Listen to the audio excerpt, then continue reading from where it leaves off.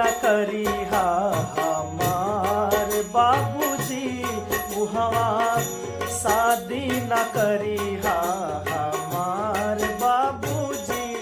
जहवा धन के लोभी होखे परिवार बाबूजी, जहवा धन के लोभी होखे परिवार बाबूजी, उहवा शादी न करिहा हमार बाबूजी, उहवा शादी न करिहा हमार बाबूजी।